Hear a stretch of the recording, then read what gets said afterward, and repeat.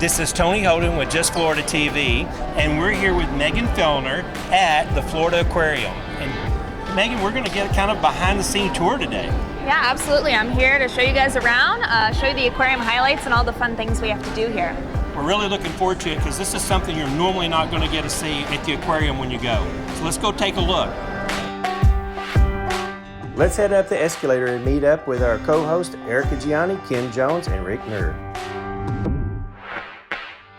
My name's Erica. We're here at the Florida Aquarium. Megan's going to tell us a little bit about our exhibit. So we are at our wetlands trail, which is the first thing our guests see when they come to the aquarium. And we're going to see an awesome representation of Florida's natural wildlife. Okay, awesome. So Megan, tell me a little bit more about the wetlands trail, what we're going to see here. So the wetlands trail is full of natural Florida and fauna.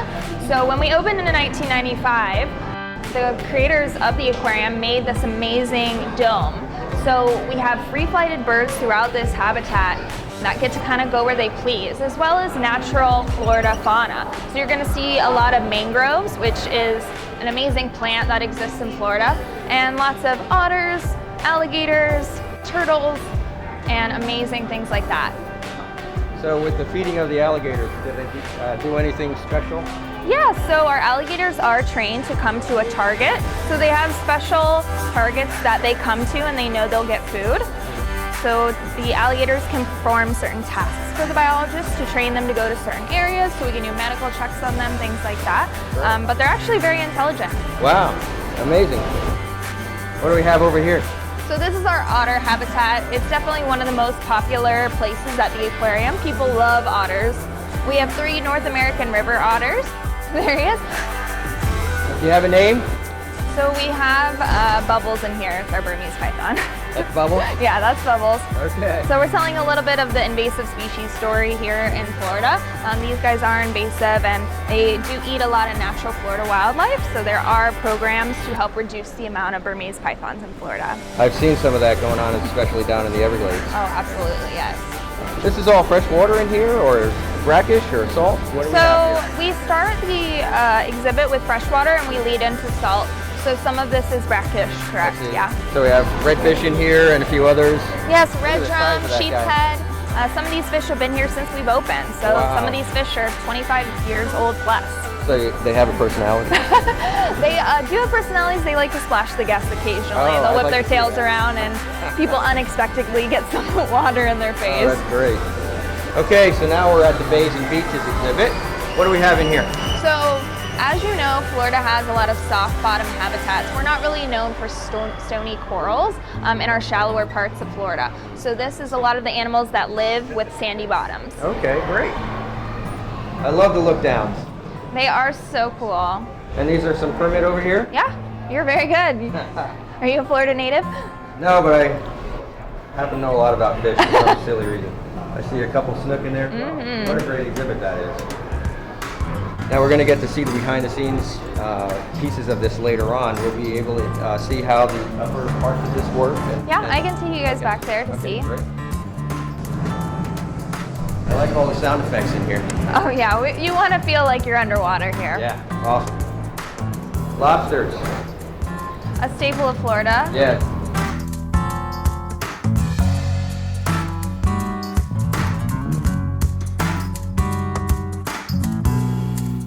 Okay, the water lab. What's this? This is testing all the water in all the tanks?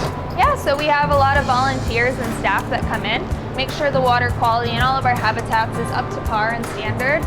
So these guys are dedicated to making sure all of our habitats are safe for our animals. Look at this guy. I know he's been here a long time. Yes, Cletus is probably one of the most iconic fish we have at the aquarium. Yeah. Now, how do you stop him from eating all the other fish in here? We feed him 3-4 times a week, and he actually isn't really interested in the other fish. He gets his fill and Guess they're his buddies. doesn't mind. Cool. Okay, so what are we going to see next? So we're going to see a behind-the-scenes tour of the top of our reef deck and see a lot of our animals, like our big sharks. Excellent. Let's go. You guys ready? This is the first habitat you guys saw up in the wetlands when you looked up. So we have our tortoises and turtles up here, as well as some of the gar you saw earlier. So our biologists do stand in this habitat when they're feeding, so they put on either boots or waders and get in, and they hand feed our turtles. So here we are at the top of our largest habitat. This is where our sand tiger sharks live. This is where people do our swim and dive programs. And this habitat is over 500,000 gallons of water. Wow, so they actually, this is their entry when they do the swim and dive? Yeah. Swim and dive right here? Oh yeah. So if you guys want to step up. So if you take a look, you can see one of our sea turtles, Ludwig. He's actually our oldest resident sea turtle. He is a Kemp's Ridley sea turtle. He's been in human care for over 40 years. And sea turtles are really hard to age, so we don't know exactly how old he is, so we estimate 50 plus. Wow. How long's he been here? I think he's been here roughly, since we've opened, honestly. Wow. So we can head down to the left, and that's our filter yard. So this is where a lot of our salt water comes in to make sure it's nice and clean. Our salt water comes in by barge, and we take it through here, and then it goes into the habitats. Wow, big job. Really have to know what you're doing. Oh, absolutely. So is it a marine biology background that you need for all the water treatment, or is there more to it? So we have life support staff that deal with a lot of this. We do have a water quality manager who makes sure that the water is up to par for our systems. All right, I'm going to hand it over to Rick. He's going to take you through with Megan and show you around the food court and some of the other remaining amenities at the aquarium. What do we have here, Megan? So we're gonna walk into our commissary, which is where all of our food prep happens at the aquarium.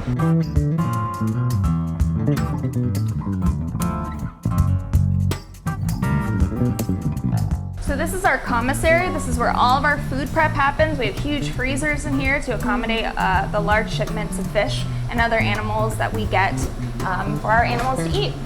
Wow, this is amazing. So all the biologists are at lunch right now, so it is empty. But as you can see, there's different fridges that store a lot of the food that we give to our animals. So is that the menus that we see? Yeah, that's some of the menus. So our diets are specialized per animal. So for example, our sea turtle Sheldon, he was underweight when he came in at the aquarium, so we have to feed him a lot of food to try to compensate for that so he can gain weight.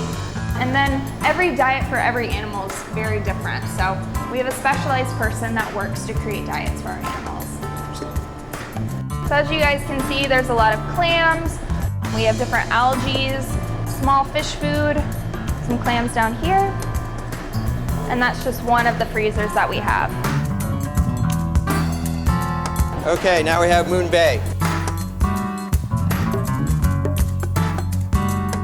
Hello everyone, welcome to the Florida Aquarium. My name is Richard. I'm one of the educators here that looks after Moon Bay. So here in Moon Bay, we have moon jellies here. They come from northern colder waters. These have a very mild sting, so we're very safe touching these jellies here, and that's why we made Moon Bay, to let you guys get up close and personal to our moon jellies here. These animals are very safe. I work around these animals every day when I come to work here, not only to help ensure their health, but also ensure the enjoyment of guests as they interact with them here too. And it's important that we appreciate moon jellies, because you know what? Not only are they important predators of plankton when out there in the ocean, because we have too many plankton floating around, that's probably not good for the ocean's health, right? But these are also very important food sources for not only leatherback sea turtles, the biggest of all the sea turtles, but it's also very important food for the ocean sunfish. And how about this here? Can you imagine eating these for your seafood? Because around the world, over 900 billion pounds, I believe, of jellies are harvested from the ocean every year just for our consumption. So imagine eating these for your seafood. And if you like seafood, by the way, you should check out the Seafood Watch program, because with your smartphone, if you download the free app, we can all make responsible and sustainable choices, not only for the benefit of us all, but for the ocean's health too. And I think if we make sustainable seafood choices, that will benefit the jellies out there as well. Thank you all for your airtime. Thank you all for your time, and let us know if you have more questions about them when you come see us here at Moon Bay. You want to stand on top of the bell like this? One touch of your jelly like that, please.